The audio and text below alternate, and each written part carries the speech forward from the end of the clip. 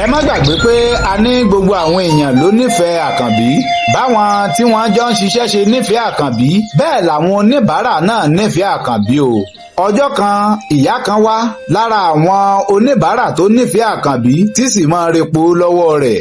wọ́n wá láti wá repo lọ́jọ́ náà wọ́n sì ń bá àkànbí ní gbólóhùn látàrí ìfẹ́ tí wọ́n ní sí i. wọ́n jẹ́ kó di mímọ̀ pé bó o ní gbogbo nǹkan wọ́n sì ṣàdúrà fún un.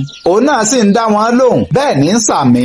bẹ́ẹ̀ bá gbàgbé pébi tí a ti dánu dúró nì nínú apá karùn-ún. àmọ́ ètò sì ń tẹ̀ wájú o. ẹ̀yin tẹ́ ẹ̀ bá ti tẹ̀lé wa tẹ́ ẹ̀ tí ì wo apá kínní apá kejì apá kẹta ìkẹrin ìkarùn-ún apá kẹfà rèé tá a pàkórí rẹ̀ ní Ayitale.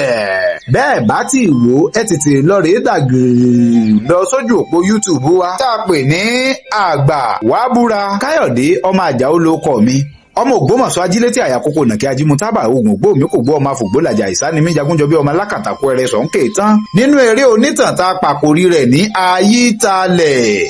kí ló fà á tí ìyá àkànbí tó fi di ikú ọmọ nípa Ayitale? ògbórí ẹlẹ́mọ̀sọ́bọ̀ ogun ọmọ ajílété wájú ẹ̀kẹ́ lógun olóòtú àgbà mọ́dé alárògúnnù sí ọpọlọ nínú kákọ̀tàn nínú kásọ̀tàn mo tún ti dé gẹ́gẹ́ bí ìṣe mi o. èrò àlọ́ èrò àbọ̀ ẹ wá nǹkan fìdílé ẹ tún jájọ kọ́gbọ́n kájọ bomi ọgbọ́n mu. ẹ já bẹ̀rẹ̀ ètò ní ràbájì gan ẹ já wọnú kọ̀ọ̀kọ̀ọ̀dún rẹ̀ lọ. bí ìyá yìí ti ń repo lọ́wọ́ ó sọ fún àkànbí pé mo sì fẹ́ kọ́ wá kí mi ńlé o. ǹjẹ́ ò lọ́ọ́ ráyè wá? àkànbí dá wọn lóhùn ó pé òun ò lọ́jọ́ ìsinmi kankan torí gbogbo ọdún lòun fi máa ń wábi iṣẹ́ o. òun ò ní ọjọ́ kan pàtó àmọ́ nítorí tiyín tí mo sì mọ̀ pé ẹ nífẹ̀ẹ́ mi ń tọrọ àyè torí wọn ò ṣerú ẹ̀ rí mo sì nígbàgbọ́ pé wọn ò fún mi. ọjọ́ tí wọ́n bá ti wá fún mi ẹ̀rín jẹ mọ̀ níjọ́ náà ni wọ́n kàn sí yín nílé ọ̀dọ̀ yín. ẹ kàn sá àdírẹ́sì ọ̀dọ̀ yín tí wọ́n ò fi délé yín sì máa pè yín lápè lọ́nà kí n bá lè mọ ọ̀dọ̀ yín. ìyá òun dá lóhùn ó pé kò burú bọ́jọ́ náà ti pé àkànbí gbéra ńlẹ̀ ọgbà lé arábìnrin oníbàárà rẹ̀ ọgbà bẹ̀ lọ. ńgbò ó débẹ̀ ó kí wọn àwọn náà kí wọ́n yọ̀ mọ́ra wọn wọ́n sì dì mọ́ra wọn gbàgì. wọ́n ní kó jókòó òun náà jókòó wọ́n bí léèrè tí ó jẹ wọ́n sì bá a dáná. bẹ́ẹ̀ ni wọ́n gbé oúnjẹ síwájú àkànbí tí sì ń jẹun pẹ̀lú ìfọ̀kànbalẹ̀. bẹ́ẹ̀ ni wọ́n ń tàkúrọ̀sọ lọ́wọ́ wọ́n tún bí bó àbí káwọn fi sí i. bẹ́ẹ̀ ni a tún fún un lọ́pọ̀lọpọ̀ ẹlẹ́rìndòdò àtóúnjẹ tọ́pọ̀. àkànbí jẹun bí gba pélé ìyá rẹ̀ lọ́wà ó túraká inú rẹ̀ sì ń dùn ṣẹ̀ṣẹ̀.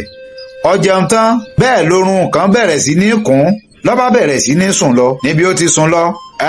ìyá ìdé ó fọwọ́ ta àkànbí pé àkànbí ò dìde ńlẹ̀ má sùn sórí àga ó bá sì gbéra ńlẹ̀ kó máa bọ̀ wá sínú ìyẹ̀wù wá fẹ̀gbẹ́ lébùsùn kó o lè rẹjú díẹ̀ torí kí ẹ̀gbẹ́ má bàa máa rú ọ́. àkànbí náà sì gbà sí wọn lẹ́nu. wọ́n má kànbí wọ ó sì fẹ̀gbẹ́ lélẹ̀ bí ó ti sùn. ńgbà tó sùn ìyá ń jáde bọ́ sí yàrá àgbàlejò táwọn olóyìnbó ń pè ní sitting room. ó jókòó bẹ́ẹ̀ ní wo móhùnmáwòrán níbi títí ń ṣe yún lọ́wọ́. ọmọ rẹ̀ wọlé dé ọmọ ìyá yìí tá a pòkọ rẹ̀ ní Àríkẹ́ ó wọlé dé ó sì kíyà rẹ̀.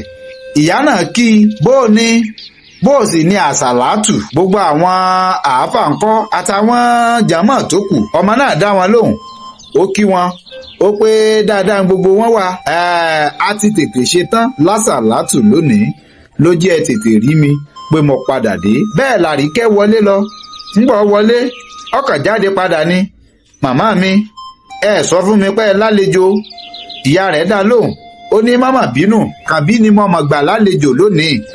àkànbí tí máa ń tepo fún wa ó ní mo gbà lálejò. bẹ́ẹ̀ lọ́mọ wọn náà kíyà rẹ̀ pé tọ̀ ọ̀dà ẹ kú àlejò. bẹ́ẹ̀ lọ́mọ wọlé padà ó pé èmi alẹ́sì tí gbogbo òórùn gbalẹ̀ tínú ilé ń ta sánsán báyìí sókù àbó ti tán.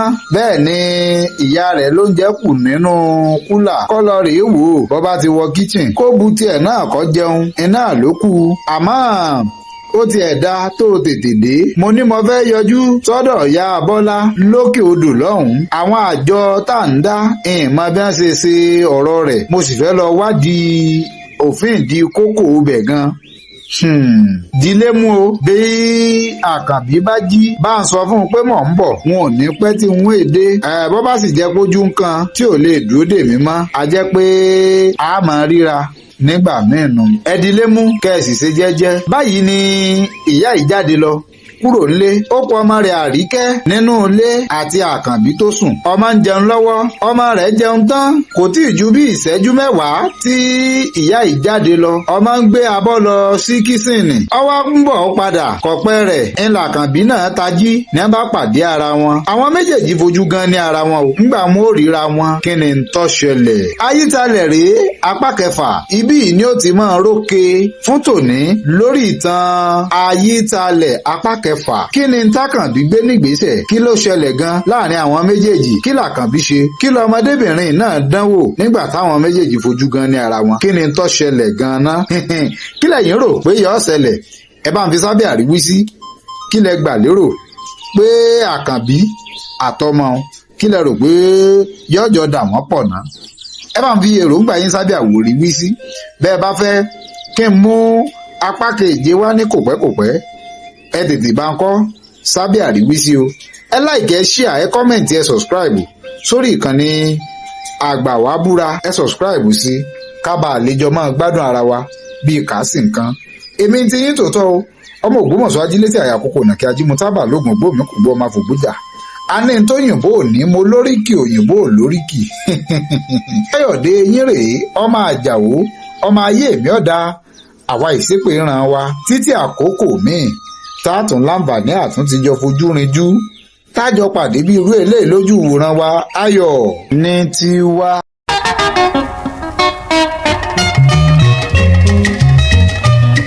Ìrédé gbogbo olùgbé ìlú Ìbàdàn, gbogbo ẹ̀yin fashion lovers, party rockers, ẹlẹ́gbẹ́jẹgbẹ́, àwọn tó ń dọ́sọ̀mọ̀ tí wọ́n mọ quality yàtọ̀ sí quantity. ẹ wá gbọ́ Alazad Textile Industry tí gbogbo èèyàn mọ̀ sí Alhaja Zaida Aláǹkárá. gbogbo ẹlẹ́gbẹ́jẹgbẹ́ tó fẹ́ máa sọ fún di àríyá ní rẹbutu àtẹ̀yìn alára tó tà. ọyẹ kọjá lọ sí number 1 Ondo corner Lebanon Street First Gbági Ògùnpá Ìbàdàn lọ́dọ̀ Alhaja Zaida Aláǹkárá. ẹ lọ máa kó lọ́pọ̀ fún ọ̀yọ̀kú fún ẹ̀kúnrẹ́rẹ́ àlàyé ẹ pè wọ́n sórí 08060991493 lẹ́ẹ̀kan sí 08060991493. Alazad Textile Industry tí gbogbo èèyàn mọ̀ sí Alhaja Zaida Aláǹkárá. àǹkárá tiẹ̀ ohun gangan lẹ́wà tiẹ̀ ọ̀wọ̀ àǹkárá ọ̀gbẹ́sẹ̀ mú.